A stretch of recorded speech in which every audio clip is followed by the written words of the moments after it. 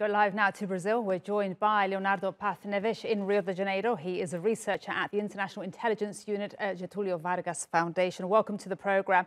So with just 1 month to go, tell us, what did this presidential debate tell us about the challenges ahead in the next few weeks? Well, thank you for having me here. It's quite complicated here in Brazil nowadays. I mean, we're having like very polarized elections right now, as we saw in this segment. We have incumbent president that has authoritarian tendencies right now.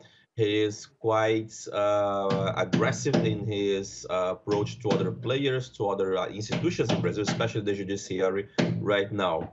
At the same time, we have a former president Lula, which is managed to preside over the country with its best moments.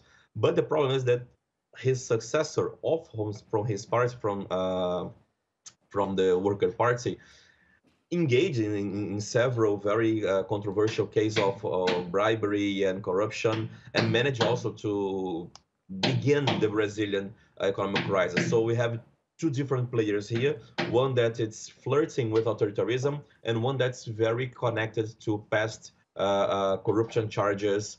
He spent several months in jail, but as you said, the charges was annulled because the judge mishandle the trial. And talk to us about the importance of this election internationally, what it means for the world. Of course, this is Latin America's most populous democracy, but it has an important role in climate negotiations. Yes, it is. I think that's one of the biggest issues here is how Brazil is presented internationally. I think President Jair Bolsonaro has once before agreed with his former foreign policy minister that Brazil, it's a pariah. Brazil does not have to engage other countries, despite a few of them that share its very Christian and conservative values. I mean, Brazil does not care much about international relations, multilateral system, so it's more inward-looking in that sense. President Lula is different. President Lula is much more open to the broader international community, so he used to engage in many different chess boards of international game. And we've just actually, sorry to interrupt, we saw him, speaking to members of the European Parliament, saying that it is important to get those international partnerships to develop and protect the Amazon. But I just want to ask you, before we go, we've been looking a lot at images there of Bolsonaro.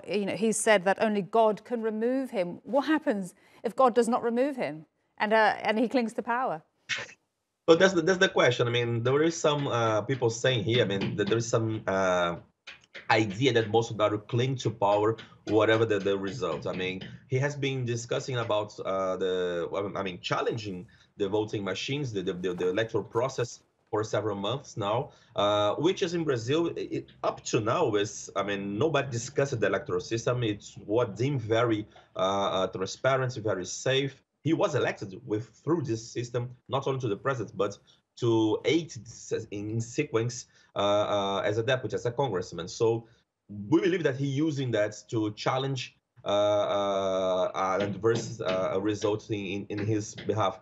So the problem is how he can connect with police forces and the military, so he can cling to power and use this narrative as a way to secure his place in power. But again, I think we will take a step back here and try to understand how the military and police will not be engaging in such authoritarian adventures now. Okay. So it's a debate in Brazil, but we believe that apart from some narratives that Bolsonaro tried to build, if he loses, I don't think we should have institutional trauma here in the country. All right. Leonardo, thank you so much for speaking to us from Rio de Janeiro. That was Leonardo Paz.